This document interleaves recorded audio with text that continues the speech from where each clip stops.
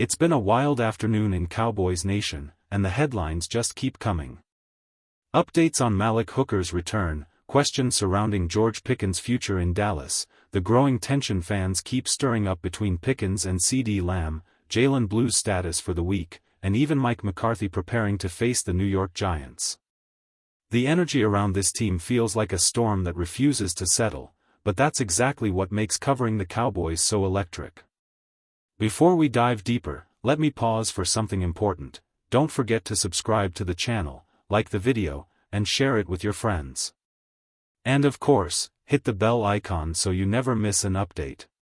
This community keeps growing because of each one of you, and the support means everything. Now, back to the field. The Cowboys are preparing for Malik Hooker's long-awaited return, and that's huge news for a defense that desperately needs stability and leadership on the back end. Dallas has officially opened his 21-day practice window, giving them the chance to ease him back as he works his way from the toe injury suffered in Week 4. There's real optimism he could suit up for Monday Night Football, but nothing is set in stone. And here's where things get interesting, with DeMarvion Overshown and Logan Wilson coming back, and with Kenneth Murray's status unclear, the Cowboys may have a real question on their hands: who carries the green dot if Murray doesn't play? Could the responsibility fall on Hooker? The communication piece has been a major talking point inside the building, and Hooker's experience makes him a realistic option if the coaches feel confident in his physical readiness. One thing is certain: Dallas needs its safeties healthy. Hooker and Wilson both return to practice on Thursday, but Elijah Clark remains out, and Marquise Bell still hasn't earned the staff's full trust. With injuries piling up and reliability thinning out, the secondary needs Hooker's return more than ever. And then there's the league-wide conversation circling around George Pickens. ESPN released early 2026 free agent projections, and Pickens was ranked shockingly high, number 4, above some names that raised more than a few eyebrows. But the real story is what insiders believe Dallas intends to do. The expectation across the league is crystal clear: if the Cowboys don't reach a long-term deal, they'll be ready to use the franchise tag. And honestly, with Pickens producing over 1,400 projected yards and serving as the perfect complement to CeeDee Lamb, it's hard to imagine Dallas letting him walk. Fowler from ESPN summed it up perfectly: Pickens' talent is undeniable, and wide receiver needy teams will be lining up if he ever hits the open market. But as always, the Cowboys front office is watching consistency closely. This will be a storyline that follows Dallas all off-season. When George Pickens is paired with a real NFL quarterback, his impact jumps off the screen. His production in Dallas is already blowing past what he did last season in Pittsburgh: more catches, more yards, and he's already topped his touchdown total. If he stays healthy, this is shaping up to be the best season of his career by a wide margin. Players with this kind of talent don't just hit free agency. Not when they're this explosive. Not when they're this important. ESPN's Dan Graziano said there's a strong chance the Cowboys will use the franchise tag on Pickens if he continues performing at this level. And honestly, that lines up perfectly with what we've seen from Dallas so far. Around this point in a season, it's always tricky to predict who the biggest free agents will be, because most elite players get locked down, either through extensions or tags, long before the market opens. But here's the real question: will the Cowboys use the franchise tag on George Pickens? Drop a Y for yes or N for no in the comments. I want to hear where Cowboys Nation stands. From everything we've seen, the safest expectation is that Dallas will tag him at minimum. The projected number sits somewhere around $28 to $29 million for 2026, depending on where the cap lands. But the Cowboys have made one thing clear: they are thrilled with what Pickens brings both on and off the field. You don't let a player like that walk. That's not a burden, that's a luxury.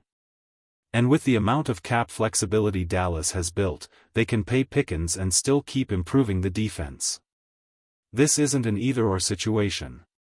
Of course, the ideal scenario is Dallas getting a long-term deal done before free agency. That would save cap space, stabilize the future, and keep one of their most dynamic playmakers locked in for years. If they drag their feet again, yeah, it'll be frustrating.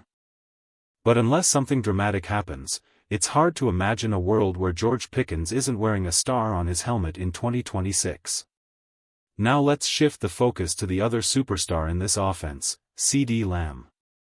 Over the last day or so, Cowboys Twitter has been spinning itself into knots over this sudden Pickens versus Lamb debate. Some people even suggested the offense somehow got worse when Lamb returned. That's not analysis, that's pure confusion. It's a classic case of correlation being mistaken for causation. Let's make this absolutely clear: there is no universe where the Cowboys have to choose between CeeDee Lamb and George Pickens. This is not an either-or situation. Not short-term. Not long-term. Yes, the offense has sputtered the last 2 games. Yes, Lamb's numbers are a little lower than usual, and injuries across the roster haven't helped.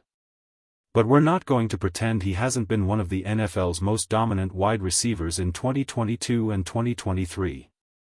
He is still a true WR1, and Pickens is the perfect complement. Fans begged for a real WR2 for years.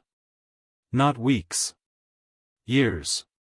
They wanted someone who could take pressure off Lamb, someone who could open up the passing game, someone who could elevate Dak Prescott. Dallas finally delivered, not just with a solid WR2, but a WR1B level player, and now people suddenly want to split them up? No. Absolutely not. You don't tear apart elite talent. You don't weaken your own offense. You don't create a new problem just to recreate the old one.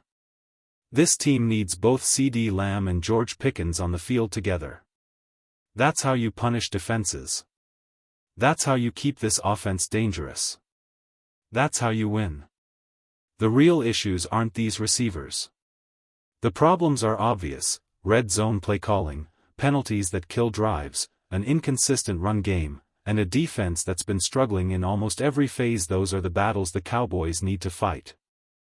Not imaginary debates between 2 elite wideouts who make each other better. So tell me, do you want to keep CeeDee and Pickens together in Dallas? Drop a 2-4 together, or a 1 if you want to separate them in the comments. Now, let's talk about Jaden Blue. He was benched last game, and it's still unclear whether he'll be back in the rotation this week. His situation is definitely one to watch as we get closer to kickoff. The Cowboys still have decisions to make in the backfield, especially after Jaden Blue's benching last game. The fumble was the final straw, and the coaches wanted to set a standard. Blue hasn't had many opportunities, and when he has, most of his snaps came in low-leverage situations behind an offensive line that hasn't always given him much room. Even so, the flashes haven't matched what fans hoped for. One area where Blue could bring real value is the passing game.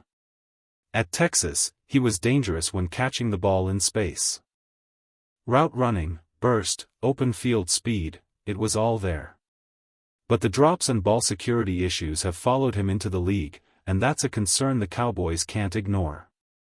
Still, when you look at how ineffective the running back passing attack has been this season, 1 catch for 5 yards here, another for almost nothing there, you start to wonder why Dallas doesn't try something different. If this team is going to call screens, if they're going to get the backs involved in the air, why not let the most explosive option try? Maybe the bye week gave the coaches time to adjust those concepts. Or maybe they'll continue spreading a few targets to Javonte Williams every game and hope something changes. Either way, the question remains, will Jaden Blue play this week? Drop a P4 play or B4 bench in the comments and let your voice be heard. Now, let's talk about the headline that's been floating around. Betting lines suggesting Mike McCarthy is the early favorite to become the next head coach of the New York Giants.